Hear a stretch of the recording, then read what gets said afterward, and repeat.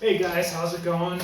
Figured I'd go ahead and upload another video for you here. With this video, I just kind of wanted to get into something that I'd like to get into more with this channel is going over the history of, why people own something or the history behind something, because a lot of being in, the ATV, off-roading, four-wheeling, dirt biking,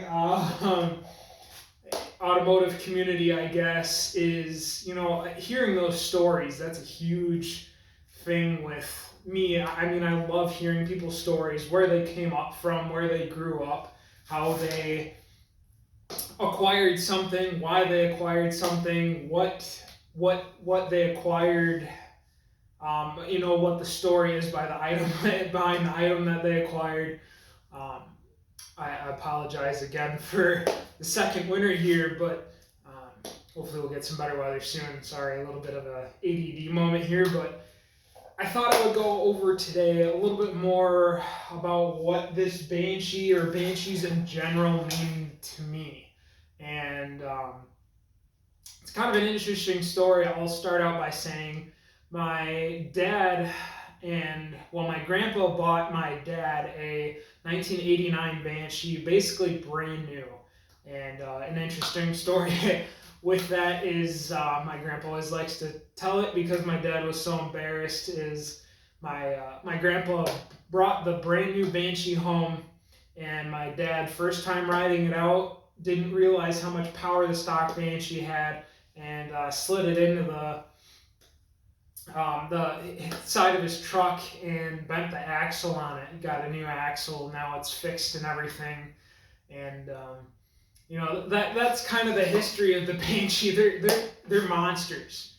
And growing up as a kid, I always saw the Banshee sitting in the barn, and we didn't really take it out that much because the thing was just Banshees are just, when you haven't ridden them before, or you're not used to that, you're not used to a Banshee and how they ride.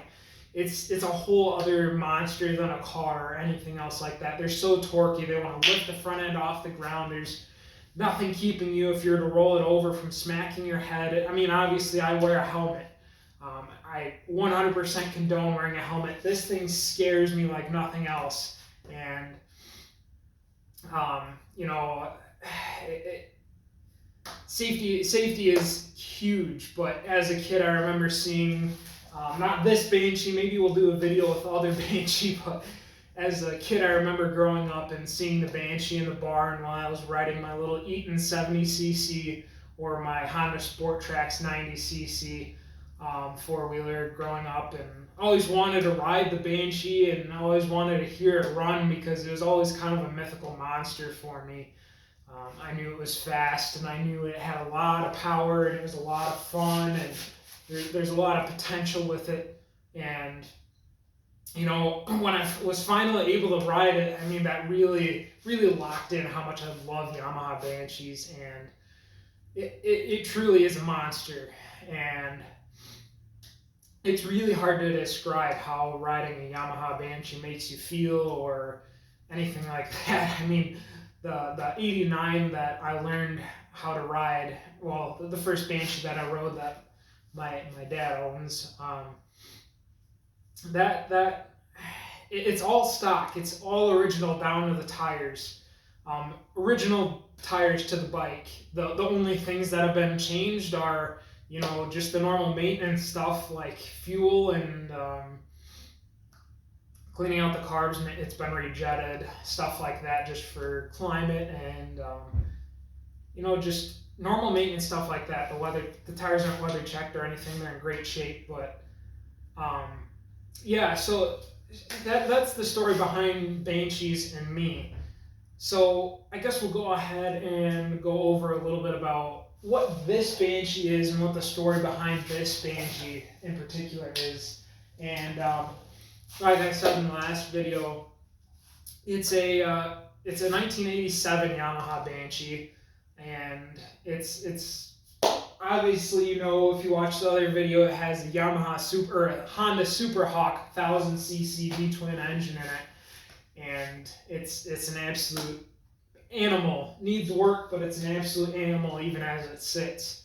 And the story behind this bike itself is it was built, I'm assuming, in the early 2000s. It was built for ice racing in the middle of Wisconsin. And the previous owner did not build it. It was the owner before him. Previous owner bought it in 2013 from this guy, built as it is. Previous owner did a few small things to it, like that fuel pump, which is the wrong fuel pump, which is not a big deal. But so yeah, like I said, it was built probably in the mid 2000s for ice racing. So I got a sway bar with it and things like that. And the previous owner did not build it, but the original builder of this built it for ice racing on lakes in Wisconsin, because that's kind of a big thing. And the previous owner told me that he had done some ice racing too. An issue he always ran into was traction, not power. So this particular Banshee, we don't really know why they did what they did to this, because it makes way too much power to do any ice racing with, competitively at least. So it's just kind of a mashup, Frankenstein's monster type of build, and it truly is a monster in the way that it drives. And so that's a little bit about the history of it. I bought it like 3 weeks ago. This video is being filmed as the same day as the introduction video for this, but so yeah, I bought this 2 or 3 weeks ago now, and it's been a joy since. I mean, there's a lot of little things that I need to figure out on it, depending if I want to keep it or not. I guess we'll see what this video does and see what the response to this video is, because it's a very different bike. It's a very different build, and I really don't think it needs any more power, but maybe if I get power hungry eventually I'll add nitrous to it. But the story behind me and this bike is I've been wanting either an 03 to 06 Banshee limited edition or special edition, and another, it doesn't really align, but I've also really wanted to swap a Banshee. I bought a 92 and an 87 a couple months ago over winter break. Yeah, over winter break, I bought 2 of them in Minnesota, brought them down here, and I just decided they were too much of a project for me to take on. So I went ahead and sold off both of those rollers, and I really wanted to put a Yamaha FZ07, the 3-cylinder 700cc engine, in one of these, because it would fit perfect without having to widen the frame. Obviously, you need to make engine mounts and things like that, but it seems like it would be a fairly straightforward swap. But I ended up selling those other 2 because they just weren't what I wanted, and I've been looking since, entered a few raffles for these things, which is, I do not condone. That's a horrible idea. It's like gambling. And I mean, it is gambling, but I mean, it gives you a false sense of happiness for a few days, like buying a lottery ticket, I guess. But yeah, so that's kind of the story between me and this Banshee, and leading up to buying it. Banshees around here, anywhere really, a good deal on a Banshee. It'll sell within minutes. And I came across this ad for this thing, and it was only an hour away. I was like, wow, that's insane for the price. I'm not going to disclose the price on it, but let's just say I sold my rollers for more than what I bought this complete Banshee for. Each of the rollers for more than I bought this complete running Banshee for. And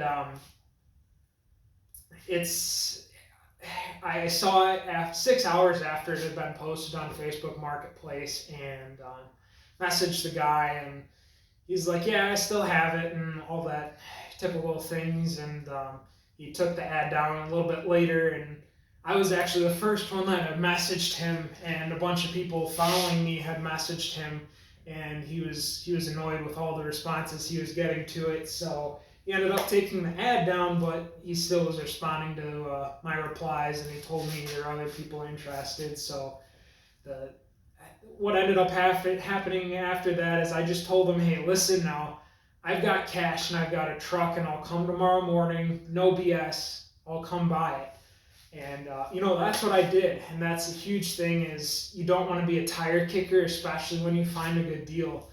And I wasn't a tire kicker. Obviously, as you see, I bought this monster, so it needed a lot of work, but for the price, I really can't complain. It was a great deal. I could make some money on it, but I don't know that I want to. I mean, I really want to enjoy this thing and get it running properly and get it running to how I want it, and maybe put some different front plastics on it so they're matching. I really like the blue rear plastics, but that's kind of the story that led up to me buying the thing, and it was just pure luck that I got this thing and got it for the price that I got it for, and it was an amazing deal, and it had been sitting for 2 or 3 years from what I had been told, and it had bad gas, and it didn't smell like turpentine, which is typically what bad gas smells like, but yeah, that was just, I mean, I guess that really sums up, I'll cut myself off here, that sums up how the story between me and this particular Banshee and what I've been wanting, and we sold the Mavericks, so I've been looking for something, another off-road toy, because I kind of feel bad driving the original low-hour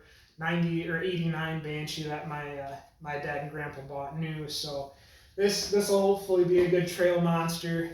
So we'll see what happens with it, but yeah, again, just thanks for watching today, guys. That's the main thing. I really want to start getting into the stories behind people and the cars, and why people ended up with cars or Banshees, or I mean anything under the sun that they take pride in. Not houses, but something with wheels on it that's fun. But that's something we'd like to get into more on this channel, and hopefully we can make that happen for you guys. So but yeah, thank you again for watching, and without further ado, I mean, this is, or not without further ado, but I mean, cut myself off there while I'm ahead, and just say thank you guys truly for watching. We love making videos, and we love buying new toys and showing you what we buy, and the shenanigans, I guess, we get into buying all this crap, and we just like showing other people the fun things that we're able to do, and hopefully inspire some other people. So it'd be great if you guys could like it and show us that you like what we're doing, and subscribe, share it with friends, keep watching. We really do like looking at our views and seeing how we're impacting other people in our comments and stuff like that. Even though we're not big, we're still growing and have a lot of potential, and your views inspire us to film more. So with that, thank you guys for watching today, and I hope you have a great rest of your day, or however long you are into your day. So thanks again. Bye.